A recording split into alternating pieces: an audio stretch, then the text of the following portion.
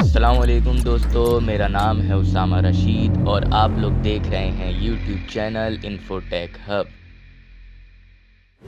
آج سے کم و بیش 11,000 سال پہلے گرمی سے تپا دینے والا دن ختم ہی ہونے والا تھا۔ لوگ شام کا وقت آتے ہی گھروں سے باہر نکلنے لگے تھے، لیکن پھر کچھ ایسا ہوا تھا جس کا کسی کو بھی اندازہ نہیں تھا۔ اگلے کچھ لمحوں میں ہی دنیا پر یہ جنت جیسا دکھنے والا شہر جس کو اٹلانٹس کہا جاتا تھا تباہ ہو چکا تھا، اور یہ تباہی اتنی بری تھی کہ پوری کی پوری تہذیب پانی کے اندر سما گئی۔ یہ سب اتنی صفائی سے ہوا تھا کہ آج اس شہر کا دنیا میں کوئی نام و نشان تک نہیں ملتا۔ The last city of Atlantis ایک ایسا بدنصیب شہر جو اپنے دور سے بہت زیادہ جدید اور ترقی یافتہ تھا۔ اٹلانٹس نامی اس شہر کا ذکر سب سے پہلے یونان کے ایک فلاسفر پلیٹو نے اپنی کتاب میں 2300 سال پہلے کیا تھا۔ پلیٹو نے اپنی کتاب ٹائمیس اور کریٹائس میں اٹلانٹس شہر کا ذکر تفصیل سے کیا ہے۔ پلیٹو لکھتا ہے کہ یہ اٹلانٹس نامی شہر اس وقت سے 9,000 سال پہلے اس دنیا میں موجود تھا۔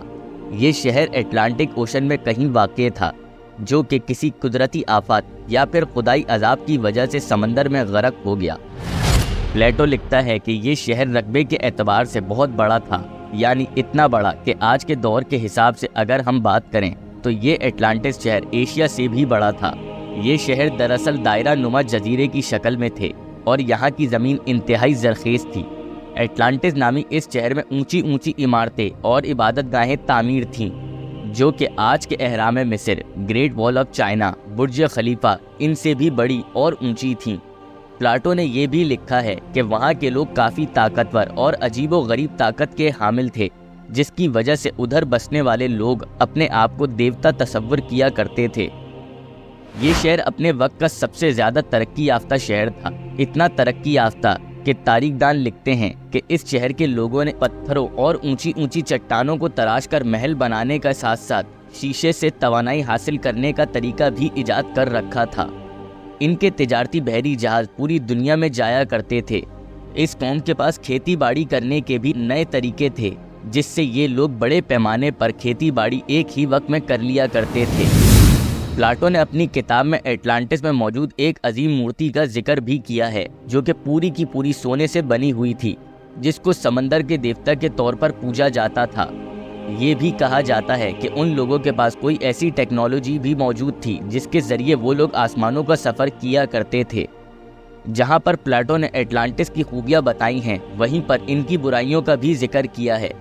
پلیٹو نے ان کی تباہی کا جو راز بتایا ہے وہ یہی ہے کہ یہ اٹلانٹس کے لوگ انتہائی طاقتور اور ٹیکنالوجی میں آگے ہونے کی وجہ سے اپنے آپ کو دیوتا سمجھنے لگے تھے، اور اسی وجہ سے اپنے شہر کو بڑھانے کے لیے دوسرے شہروں پر حملہ کیا کرتے تھے اور معصوم شہریوں کا قتل کر دیا کرتے تھے، اور اس جگہ کے لوگوں نے دنیا کے کافی بڑے حصے پر قبضہ کر لیا تھا۔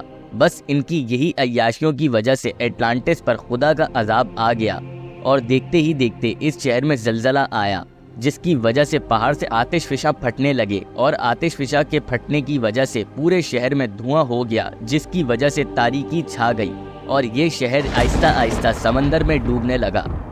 کافی تاریخ دان اس اٹلانٹس شہر کو پلاٹو کا افسانوی شہر قرار دیتے ہیں، لیکن دوسری طرف کچھ تاریخ دان اس کو حقیقت سمجھتے ہیں اور کہتے ہیں کہ یہ شہر آج بھی اٹلانٹک اوشن میں کہیں دفن ہے۔ ایسا مانا جاتا ہے کہ اٹلانٹک اوشن کے کچھ جزیرے اٹلانٹس شہر کی ٹوٹی ہوئی زمین کے کچھ حصے ہیں۔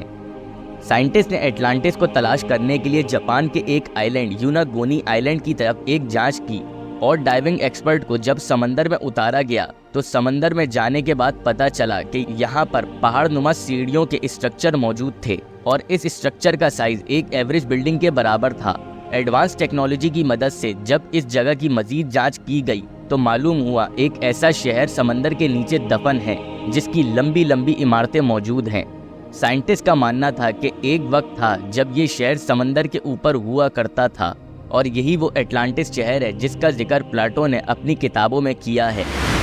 اگر ہم اسلامی نظریے سے دیکھیں تو کئی نظریات اس شہر سے متعلق ملتے ہیں۔ کچھ کا کہنا ہے کہ یہ شہر حضرت آدم علیہ السلام سے بھی پہلے کا آباد تھا، جو کہ اپنی سرکشی کے باعث تباہ ہو گیا۔ تو کچھ کا ماننا ایسا ہے کہ یہ شہر در حقیقت میں حضرت نوح علیہ السلام کے وقت میں سیلاب آنے کی وجہ سے سمندر کے اندر غرق ہو گیا۔ لیکن اگر ہم قرآن کا مطالعہ کریں تو ہمیں اٹلانٹس شہر سے متعلق کچھ بھی نہیں ملتا، کیونکہ اللہ تعالیٰ نے قرآن میں ہر اس قوم کا ذکر کیا ہے جس پر اللہ تعالیٰ نے اپنا عذاب نازل کیا تھا۔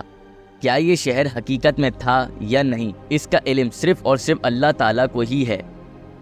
اگر آپ لوگوں کو ہماری یہ ویڈیو پسند آئی ہو تو لازمی ہمارے چینل کو سبسکرائب کر دیں۔